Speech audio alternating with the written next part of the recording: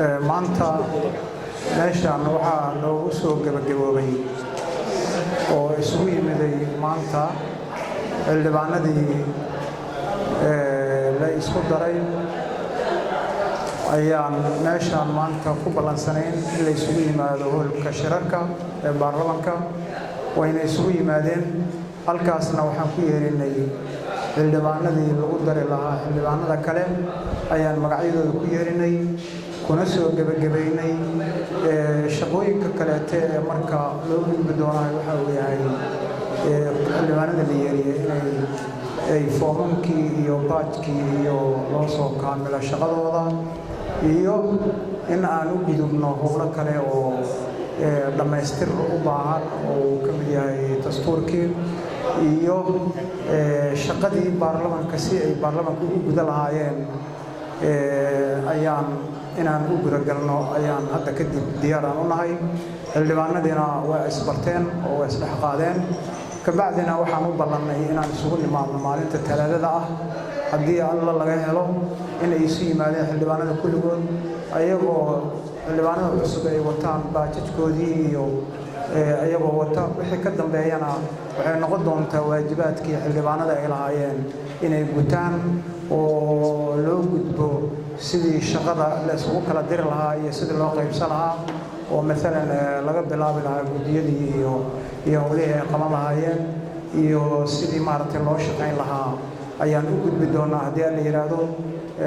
bahda saxaafadda aad iyo aad ayaan idinkugu mahad celinayaa arrimanka maanta la isugu yimidna taas ayay ahayd kadibna maalinta isniinta ayaa la ballamay ee weynka soo socda intii ka horeysana dhammaystirka howlahan hadda socda ayaa laga shaqayn doonaa oo madaxda ay ka shaqayn doontaa aad iyo aad ayaad u mahadsantihiin waana idiin mahad celinayaa marka ugu horeysa waxaad ogtihiin aniga waa guddoomiyihii baarlamaanka galmudug waaye waxaad ogtihiin in waqti hadda aan dheerayn oo bishii hore ah in heshiis lagu soo gaaray Jabuuti oo loogu talagalay in lagu mideeyo dawlad goboleedka galmudug iyo in lagu mideeyo ahlu sunna heshiiska isaga ah waxa uu ka koobnay 14 qodob ayuu ahaa runtii 14 kaas qodob in lagu dul shaqeeyo ayay ahayd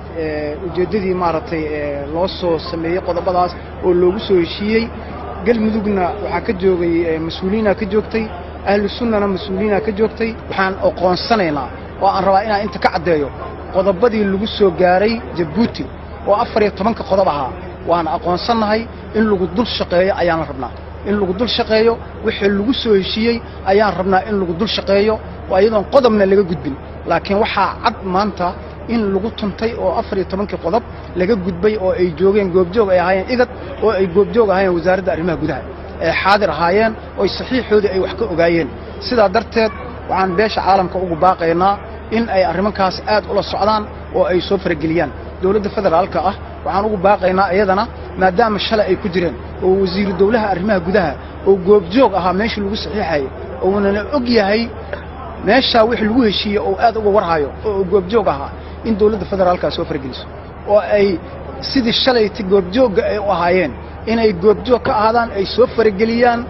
dibna loo celiyo arrimankan ka dhacaya dhuusamareeb inaanay ahayn arrimo lagu heshiin karo waxaan rabaa inaan cadeeyo ayadana beelo ayaa dega galmudug 12 beelood waay ayaa wax ku qaybsaday 12kii beelood si sharci darro ayaa wax loogu qaybiyay suurtagal ma aha in beel 8 xildhibaan lahayd in 16 xildhibaan la siiyo suurtagal ma aha in beel laheeday 16 20 xildhibaan in la siiyo sax ma aha in dastuurka lagala tashan waayo oo laga tala gelin waayo suurtagal ma aha intaas oo dhan ka dhacday beelihii ma ayna qaybsan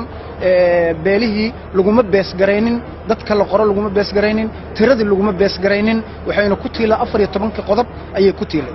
sidaa darteed waxaan rabnaa in beesha caalamka iyo dawladda federaalka ay soo farageliyaan si loo saxo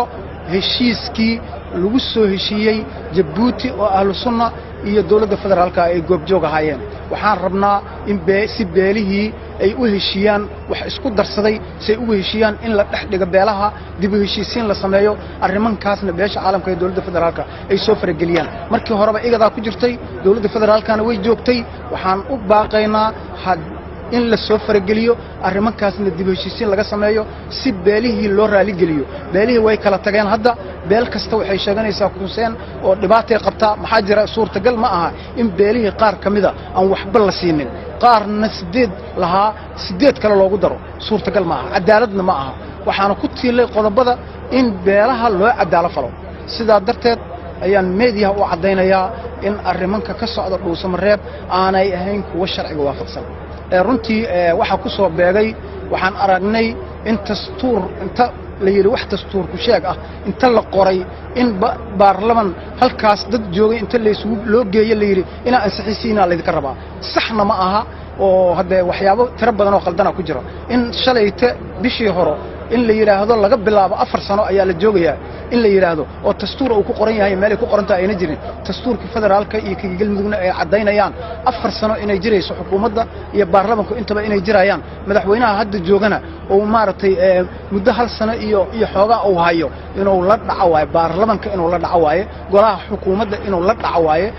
sidaas sharcigaana qoray in la jadiidsadana sax ma aha in qodobadii lagu soo heshiiyay lagu tuntana sax ma taasa keentay in maarta arrimankan aan dib uga hadalno dastuurka cadaadada waxa ku tiilay ay ansixiyeen ilaa 800 oo erga ah in ka badan ka bacdina baarlamaanka la soo mariyay oo ay ansixiyeen waxa ku tiilay 4 sano in maartay ay jirayso dastuurkan oo jiraayo madaxweynaha iyo madaxweyne ku xigeenka iyo guddoonka iyo baarlamaanka intaba ay ku dhacayaan ama waqtigooda uu ku dhamaanayo muddo 4 sano ah ayaa ku cadeed isla markii waxa meesha ka muuqata in ayadana sharciga lagu tuntay oo 4 sano oo cusub hadda aan arkayno dastuurka cusub oo hadda la sameeyay oo runtii aan leenahay gacmaha lagu qortay aniga gudoomiyaha baarlamaanka galmudug aan ahay wax aan kala socdo haba yaraatee dastuurkaas iyo wax aan ka arkay iyo waxaan ka tala bixiyay midna ma jirto taa waa meel anoo waliba Soomaaliya joogno oo xamar jooga ayaanan arkin in laga tashado oo waxaan laga tashado oo la sharciga qaranka la waafajiyana arrinkaasna waa laga wariyimiday aad ayaa loola degdegay waxay ahayd in la waafajiyo dastuurada dawlad goboleedyada kullu waxa ku qoran in dastuurka dawladda federaalka iyo sharciga islaamka wax kasta oo ka hor imaanaya in ay yihiin wax kama jiraan sidaa darteed waxa ku qoran in maartay aanu dastuurkii qaranka aanu waafaqayn midda kale 4 sano lagu doortay dawladdii galmudug ee dastuurka ku qoreed waxay ahayd in 4 sano haddii madaxweynihii la bedelay madaxweyne kale haduu yimid inuu 4 sano kula dhaco guddoonka iyo baarlamaanka maxaa jira taa maxaa daliil u ah waxa daliil u ah example haddii hadda la yiraahdo tii hadda ugu dambeysay gudoomiyaha baarlamaanka federaalka gudoomiye Jawaari waxa uu soo joogay 1 sano iyo dhowr bilood oo joogay 4 sanoona lahaa marka ma waxay noqonaysaa gudoomiyaha hadda la doortay ma wuxuu noqonayaa 4 sano cusub